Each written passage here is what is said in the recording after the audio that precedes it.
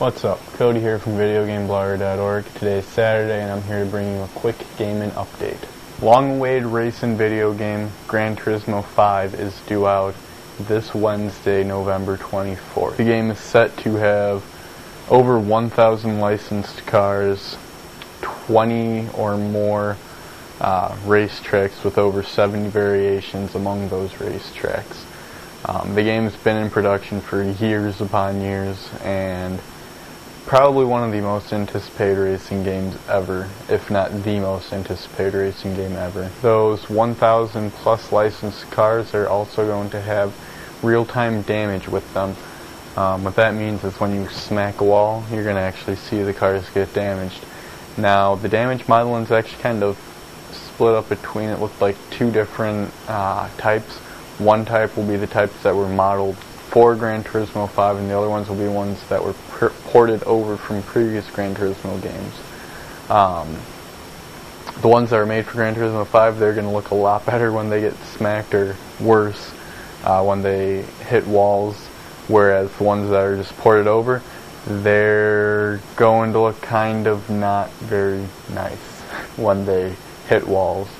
So that's something I'm not too impressed about. It's just they did not do much with the cars for pretty much anything with pouring them over. The car's cockpit also, if you go into the driver's side view, only some cars are going to be able to actually let you get inside the car and look at it.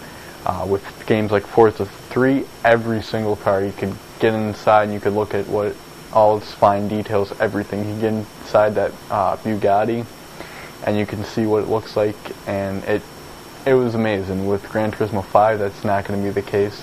Only the cars that were made for Gran Turismo 5 will have the real-time damage that looks nice, or bad, whichever way you want to look at it, and the inside of the car view. The ones that are ported over from Gran Turismo 4, those ones you can't even go inside the car. So, from what I've heard, a lot of cars were ported over from Gran Turismo 4, which means that we might not get a lot of cars that we can actually sit inside the cockpit.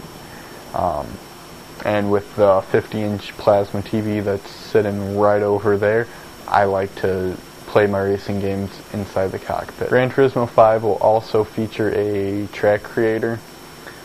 This track creator, it's not going to be like the one that you've seen in Mod Nation Racers where you drive along where you want the track to be laid, things like that.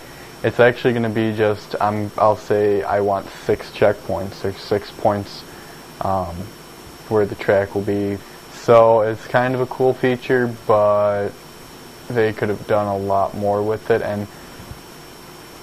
the thing that I don't like about video games that add in a lot of stuff is when they add in a lot of stuff that isn't polished, because I don't want to have a tool that just is kind of there just to be there. Like the track creator seems like it's going to be, it'll be like, oh, I can create this track and not really create it, but it'll just generate it, and I can keep generating it until I see something that I like, rather than just laying down the track myself. I don't know, don't have the game on hand yet, so for all I know, this track generator could be awesome, but from what it looks like from videos I've seen, it's not very cool. The game is supposed to have a deep online community where you're going to be able to get credits from winning races, things like that. It just pretty much sounded like stuff that Forza's been doing for years now, but they're going to finally bring that to the Gran Turismo franchise, which is something that a lot of gamers should like.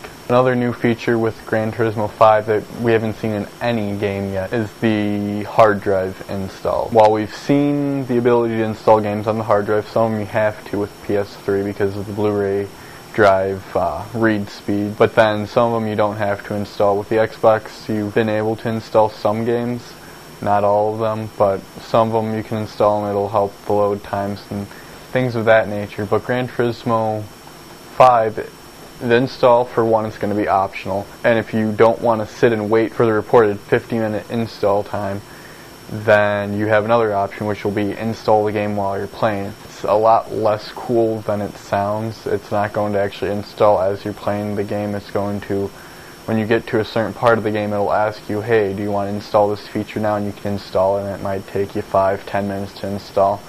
but it'll be a lot better than you pop the game in and you can't even play it for 50 minutes because it's going to take that long to install the game.